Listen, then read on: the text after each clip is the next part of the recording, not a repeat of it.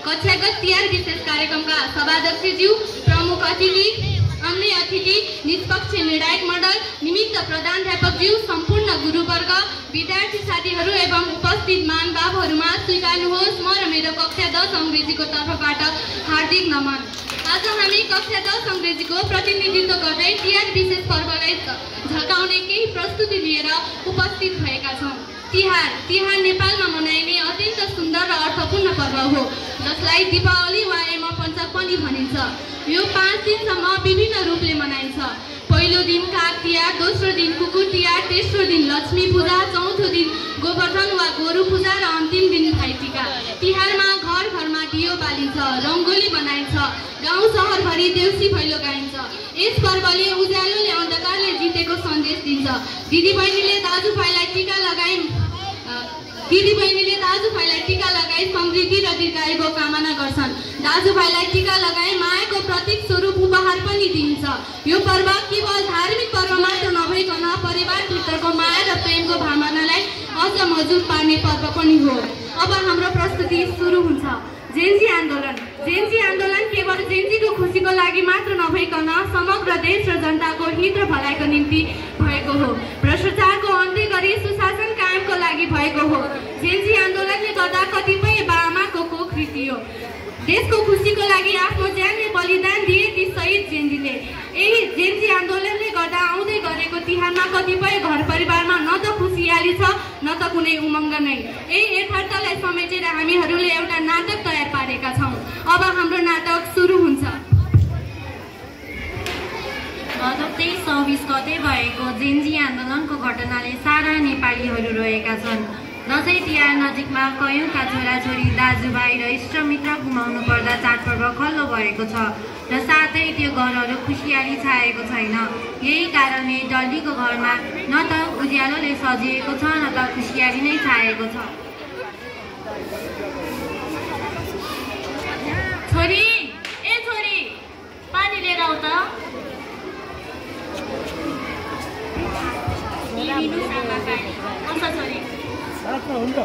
साँच्ची आमा, एउटा कुरा सोधौँ?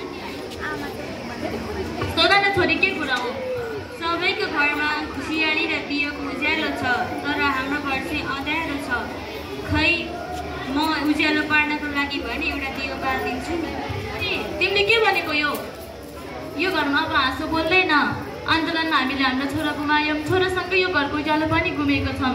त्यसैले यसपालि हामी तिहारमा रमाइलो गर्दैनौँ। एउटा निर्दोष आमाको कोख रिताएर न त यो देशले मुहार नै फेर्यो।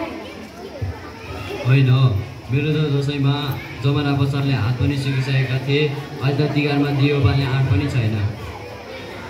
दाइले आफ्नो ज्यान गुमाउनु भएको होइन बाबा। दाइले त देशको मुहार फेर्न र भ्रष्टाचारको अन्त्य गर्न आफ्नो बलिदान दिनुभएको हो।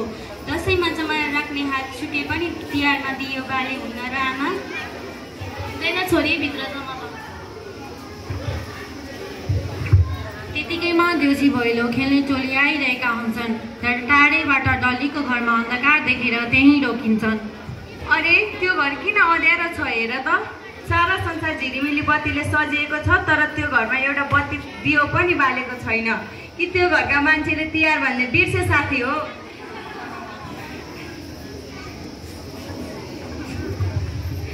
तिमी त जहिले जिस्किन्छौ मात्रै। सत्य कुरा थाहा पाउन त उनीहरूकै घरमा गएर कुरा बुझौँ न। ल साथीहरू, जाउँ न त, जाउँ, के कुरा रहेछ बुझौँ। डल्लीको घरमा किन अन्धकारले छाएको छ भन्ने कुरा थाहा पाउन सबैजना अगाडि बढ्छन् र त्यहाँ पुगेर घरको अवस्था देखेर सबैले बुझ्छन्।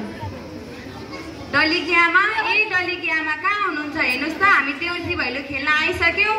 हजुर, नानी बाबुहरू आइपुगेछौँ, तर यसपालि हामीले एउटा पनि दियो बालेको छैनौँ। आन्दोलनमा हाम्रो छोरो गुमाउँदा छोरोसँगै यो घरको उज्यालो पनि गुमेको छौँ। त्यसैले नानी बाबुहरू, यसपालि तिमीहरू अर्कै घरमा गएर रमाइलो गर है।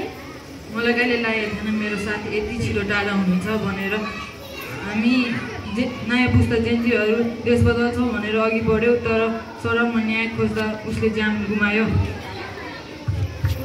सन्तानको माया आमा बुबाले मात्र बुझ्छन्, तर यो देशको छोराछोरीको बलिदान कहिले नबिर्सियोस्। अँध्यारो जति भए पनि उज्यालो बनाउनलाई एउटा दियो नै काफी छ। तिहारले आँध्यारोलाई बगाउन सिकाउँछ। आज यो घर आँध्यारोमा छैन, यो देशको एकाग्र देखाउँदैछ।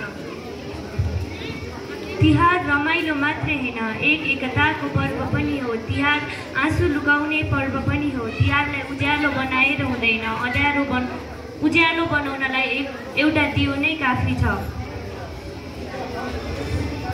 जे हुनु थियो त्यो त भइहाल्यो, त्यसलाई परिवर्तन गर्न त सक्दैनौँ। जेन्जी आन्दोलनमा आफ्नो ज्यान समर्पण गरी देशको भविष्य उज्जवल बनाउन प्रयास गर्ने व्यक्तिहरूलाई माया र सम्झना छ भन्दै सबैजनाले डली र डल्लीको घर परिवारलाई सान्त्वना दिने काम गर्छन्। के हामीले दियो बाल्यो भन्नेमा हामीलाई न्याय मिल्छ? मरेको मान्छे फिर्ता आउँछ? पीडा त छ, तर अँध्यारोलाई जित्न सक्दैन। अँध्यारोलाई जित्न उज्यालै चाहिन्छ। एउटा दियो भए पनि बाल्नुपर्छ घरबेटीमा। के कसो साथी हो? म त उमेरले भने त बुद्धिले पनि बुढो भइसकेको छु नि।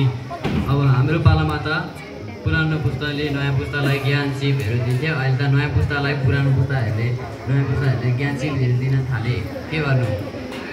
त्यसैले यो देश पनि नयाँ पुस्ताकै हातमा हुनुपर्छ। हामी चाहिँ यहाँ चाहिँ दियो चाहिँ बाँच्छौँ, तर तिमीहरू देउसी भैलो चाहिँ अर्कै घरमा गएर खेला हुन र। नानी बाबुहरू, यसपालि हामीले तिहारमा रमाइलो गर्ने शक्ति पनि छैन, त्यसैले नरी सबै कृपया माफ गरिदिनु होला। हामी तपाईँहरूको घरमा शोक भएको बेला देउसी भैलो खेल्न आयौँ। हुन त तपाईँहरूको घर एउटा शहीदको घर पनि हो, त्यसैले तपाईँहरूको घर त महान छ। नेपाली समाजमा रहेको शोक संस्कार त हामीले पालना गर्नु नै पर्छ। त्यसैले अहिलेको पालि देउसी भैलो खेल्न नपाए पनि पर चाहिँ हामी देउसी भैलो खेल्न आउने नै छौँ। अहिले भने हामी लाग्छौँ है त। नानी बाबुहरू, यो देशको मुहारले पल्ट फेरेछ भने अर्को साल तिमीहरूसँगै रमाइलो गर्न हामी पनि अहिले तिमीहरू जाऊ है नानी बाबुहरू।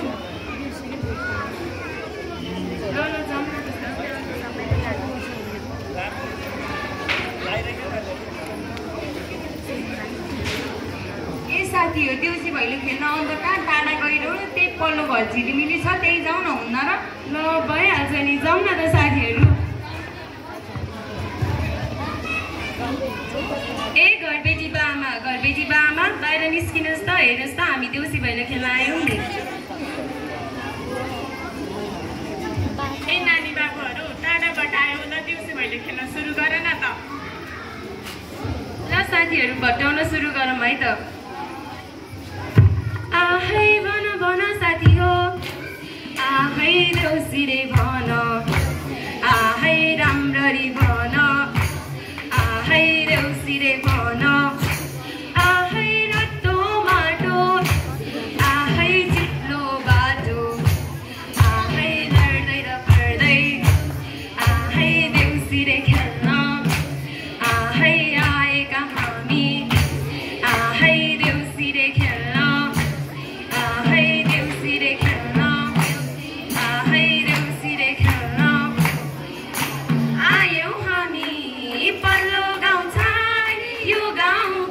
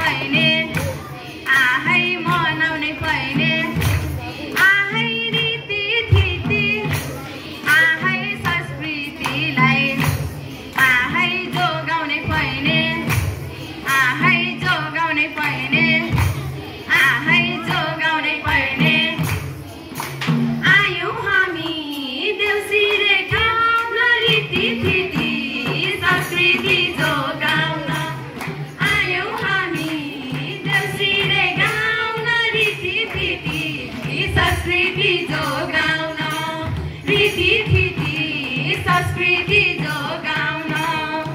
ल साथीहरू भट्टौरी मात्र कति गर्ने नाचगान पनि गरौँ है त।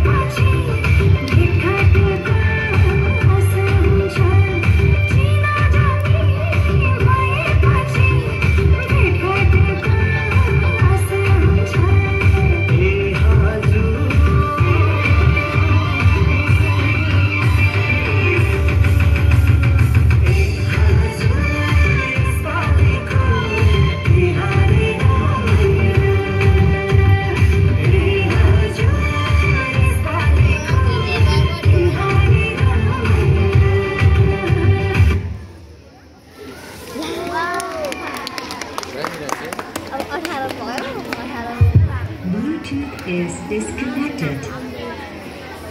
ल अब आशिष दिउँ न त है साथी भइहाल्छ नि आहै आशिकै दिउँ त आहै आशिकै दिउँ त आहै अहिले चलाउँदा आहै दिनको छानो आहै अर्को चलाउँदा आहै सुन्दैको बनोस् आहै यसैमा घरका आहै लाला दादा आहै शिखर चुमुन आहै संसारै घुमुन् आहै यसैमा घरका आहै परेवा पन्छी आहै सधैँभरि आहै मिलेरै बसुन् आहै मिलेरै बसुन् आहै यसैमा घरका आहै परेवा पन्छी आहै मिलेरै बसुन् आहै यसैमा घरमा आहै लक्ष्मीले आहै बासैमा गरुन् आहै सम्पन्नै पारुन् आहै सम्पन्नै पारुन् आहै लेखको खाने आहै बेसीको माने आहै आशीर्वाद दिन आहै यति नै जाने आहै यति नै जाने पुरा होस् मनको चाहना यो तिहारको छ शुभकामना पुरा होस् मनको चाहना यो तिहारको छ शुभकामना यो तिहारको छ शुभकामना गर्नुभयो देउसेलाई दान धर्म गर्न पर्दैन कहीँ जान गर्नुभयो देउसेलाई दान धर्म गर्न पर्दैन कहीँ जान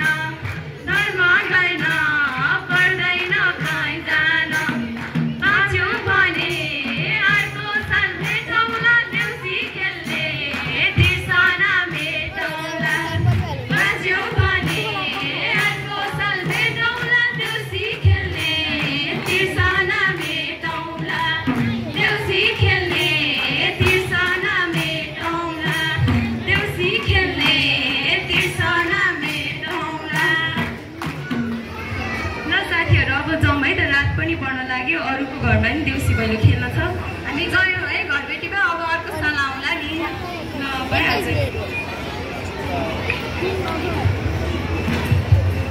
हाम्रो राष्ट्र सानो भए तापनि एकताको साझा फुलबारी हो। परम्परादेखि चलिआएको यी महान चाडपर्वहरूलाई आँसुले होइन हाँसोले विदाय गरौँ। परम्परा संस्कृतिलाई लोप हुनुबाट बचाउन हाम्रो महत्त्वपूर्ण भूमिका हुन्। नेपाल छिमेक राष्ट्रको अधीनमा हुन नदिने र भ्रष्टाचारको अन्त्य गर्छु भनेर देशको लागि बलिदान दिएका शहीदहरूलाई सम्झिँदै म यहाँबाट बिदा हुन चाहन्छु। हस्त धन्यवाद। अन्त्यविधिलाई जोगाना गर्नुपर्छ। यो हाम्रो दायित्व हो भन्दै आउँदै गरेको 2082 सालको दीपावली तथा छठ पर्वको पावन अवसरमा म र मेरो कक्षा 10 अङ्ग्रेजीको तर्फबाट सम्पूर्णमा हार्दिक शुभकामना व्यक्त गर्दै यस मञ्चबाट ओजेल हुन्छु। हस्त धन्यवाद।